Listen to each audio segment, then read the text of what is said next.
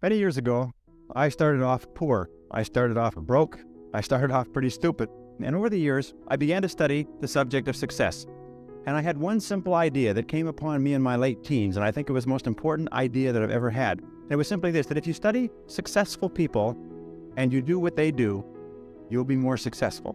And if you study unsuccessful people and you avoid doing what they do, then you will not be a failure.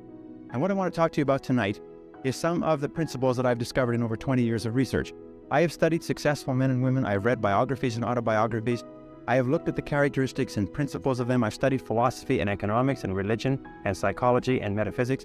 And I've come to 10 key qualities. Now, there may be more and there may be less, but I find that each of these 10 qualities that successful men and women have, that if you have these 10 qualities, there's nothing in the world that can stop you from being an outstanding success. So let's talk about these principles. The first principle is clarity. So it means clarity of thinking. It means thinking clearly, and it extends from thinking clearly to a series of other things.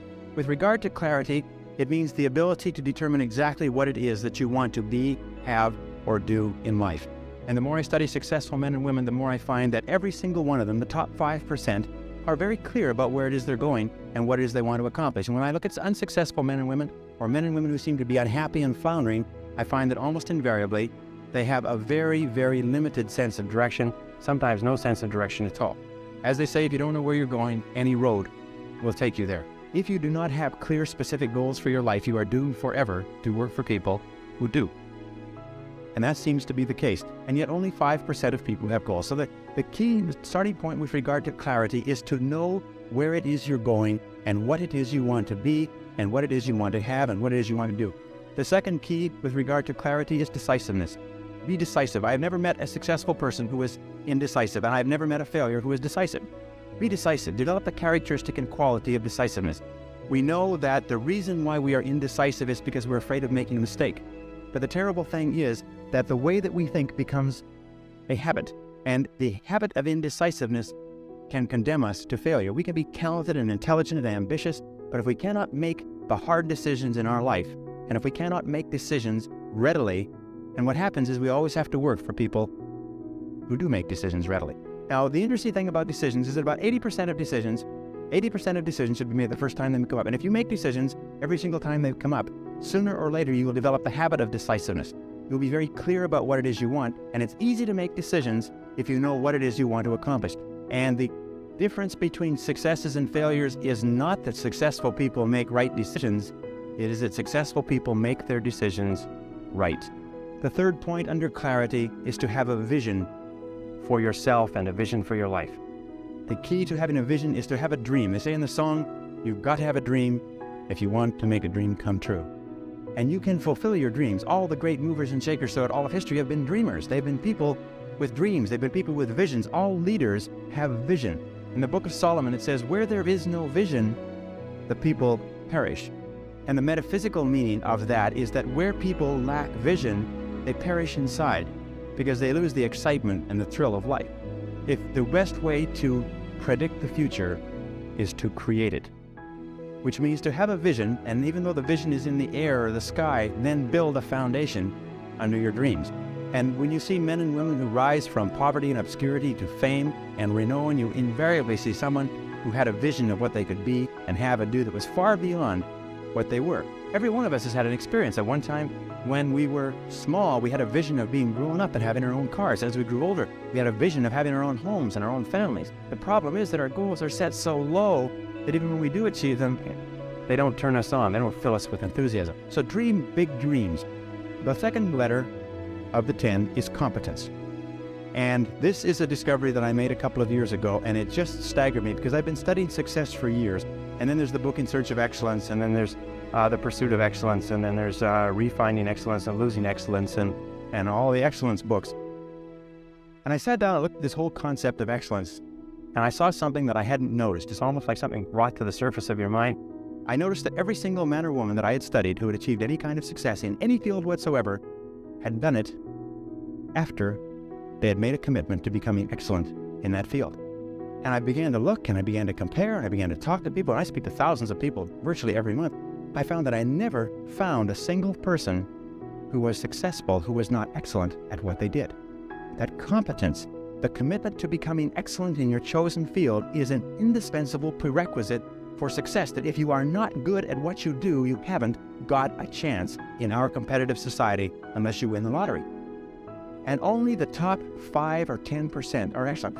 You must commit yourself to excellence. You must commit yourself to becoming the best. And the wonderful thing is that excellence is a journey.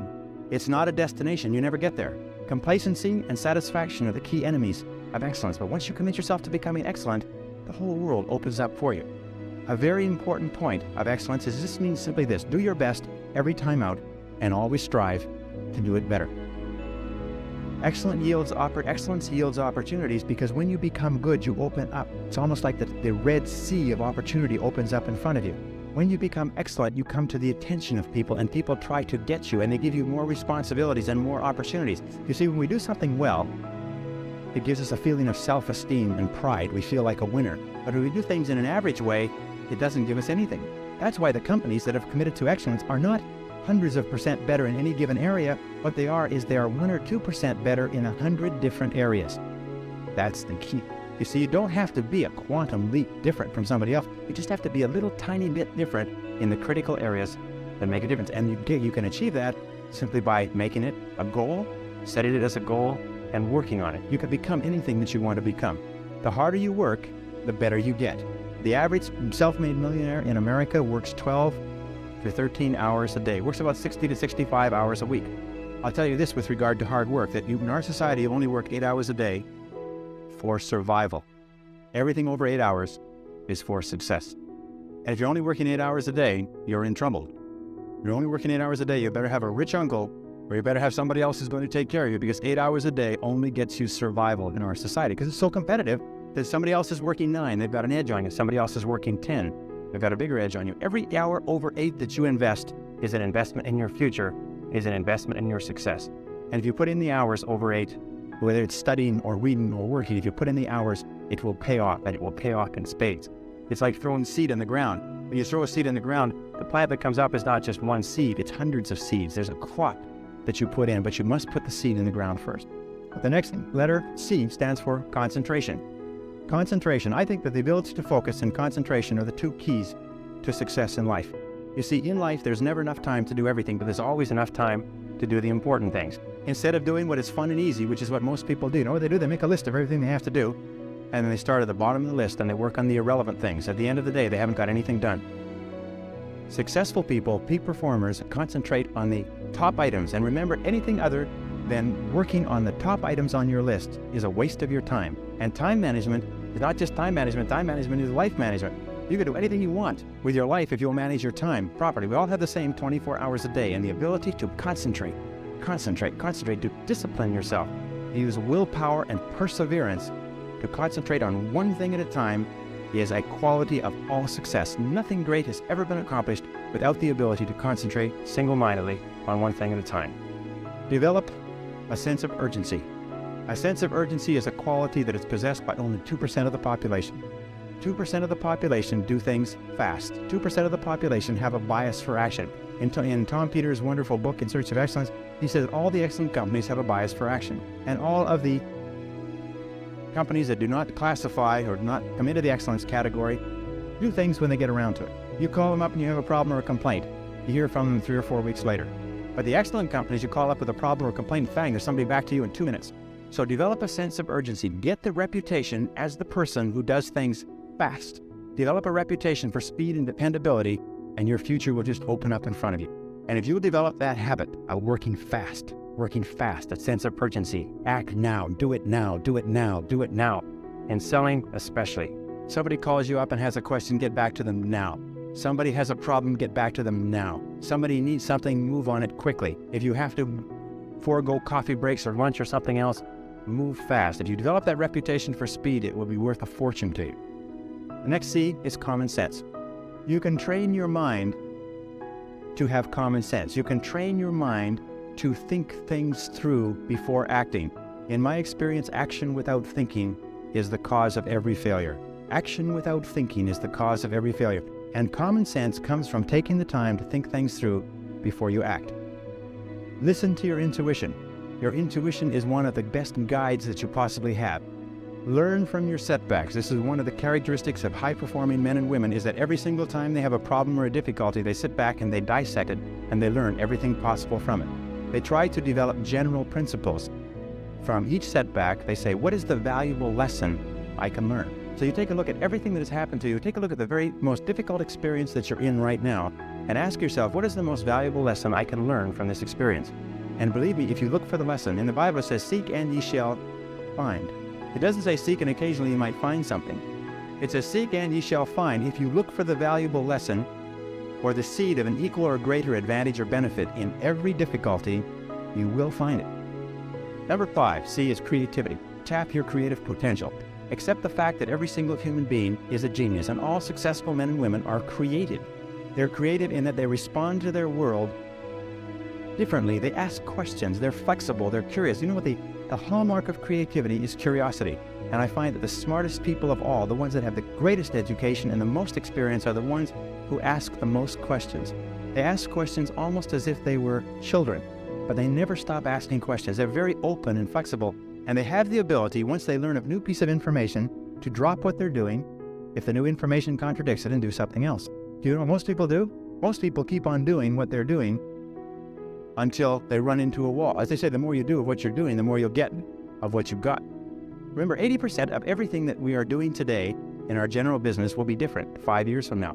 80% of the products that we use, the food that we eat, the cars we drive, the music we listen to, the movies we go to, even the streets we drive on, 80% of everything will be new in 5 years. That's how rapidly things are changing. According to the research, all you need is an idea that's 10% new to start a fortune.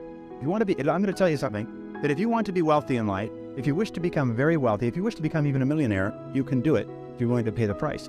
But most people become millionaires by offering a good or service that people use all the time, and they offer it just a little bit better. They do it just a little bit faster. They put a little bit more grace or finesse into what they're doing.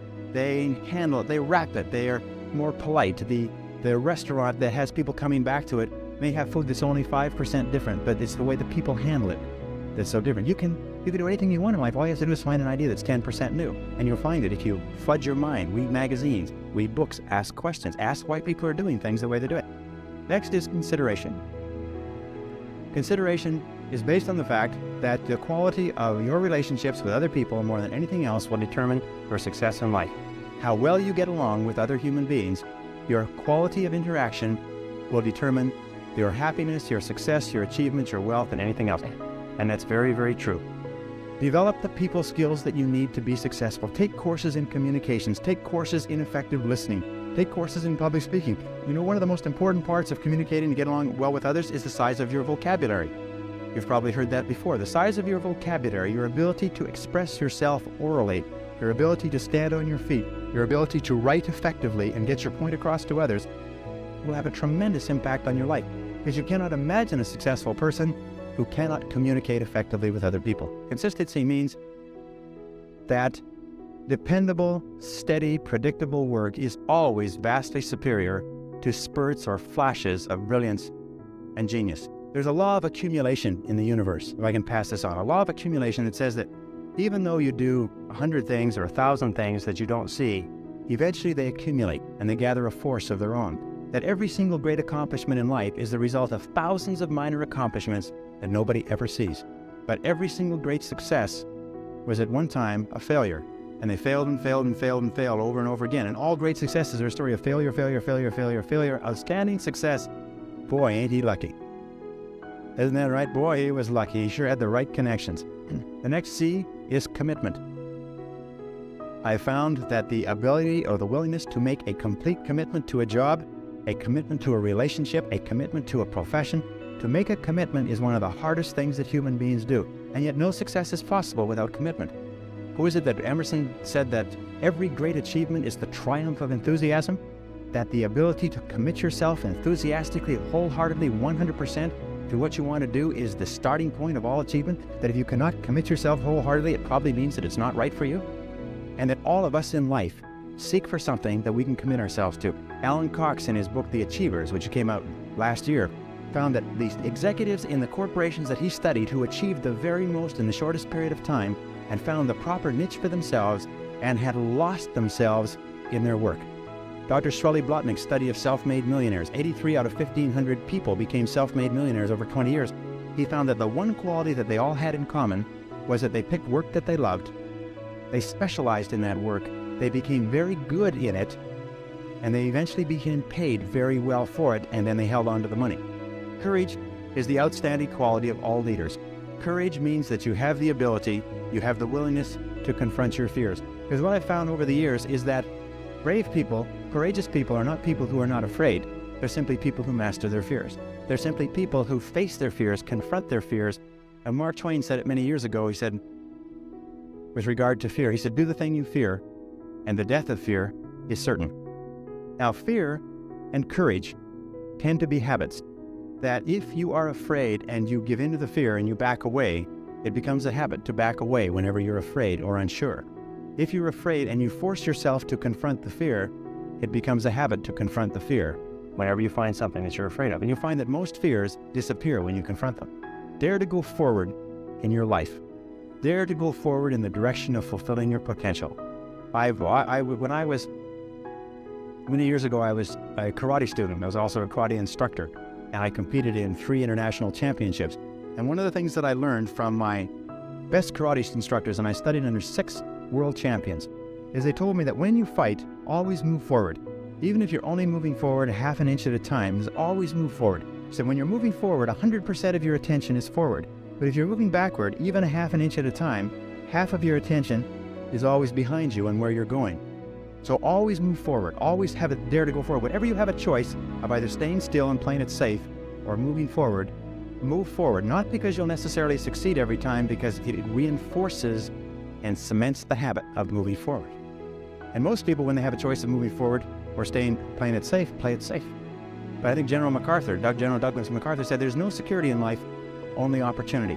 Life is very perverse in a way, because the more we seek security, the less we have it. And the more we seek opportunity, the more we have security. In my experience, the fear of failure is the greatest single reason for failure in adult life. The fear of failure, the fear of making a mistake, of losing our money, our time, our effort, is what paralyzes us and holds us back. But the fear of failure is a habit which can be counteracted by the habit of courage. You know, the best quality in the world that you can develop, and I give it to you because I've made it my life's habit to develop this quality. I hope I've got it, I don't know for sure. But the quality is to develop the quality of being unstoppable. Develop the quality of being unstoppable. Say in yourself that no matter what life throws at me, it'll never stop me. No matter how rough it gets, I will never quit, and nothing will ever stop me. Make the decision that you can be tired, you can be worn out, but nothing is ever going to stop you. That's a wonderful decision, because then no matter what life throws at you, you pick yourself up and you say, okay, give it your best shot, as Fonzie says. Nothing is going to stop you. It's a wonderful feeling. It's a wonderful feeling. It's the basis of self-esteem. Well, the last C is confidence, and confidence comes as a result. You see, confidence comes as a result. You don't get confidence out of a bottle. You don't get confidence from a pill. You can't learn confidence in a motivational seminar. You only get confidence by doing certain things over and over again that build a solid foundation within your own mind that you can do whatever you need to do, that you have what it takes to be successful. Self-doubt is the great paralyzer of all activity. We all have self-doubt.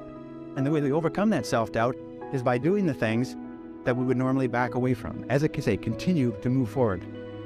Self-confidence begets great achievement. You cannot imagine a successful person with lacking self-confidence.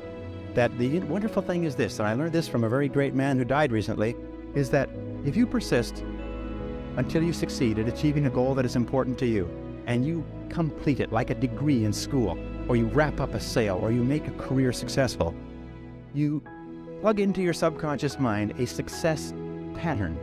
And then the subconscious mind, running on the basis of inertia, attempts to adjust your words, actions, and feelings to duplicate that success pattern. And that's why they say nothing succeeds like success. That once you've been successful, you have a pattern set down which will enable you to apply that pattern to another part of your work to be successful in that. And the more you succeed, the more this pattern of success is reinforced. And you'll finally reach the point where it's impossible for you to fail if you succeed enough times, because you will have within you a self-adjusting mechanism that will guarantee your success.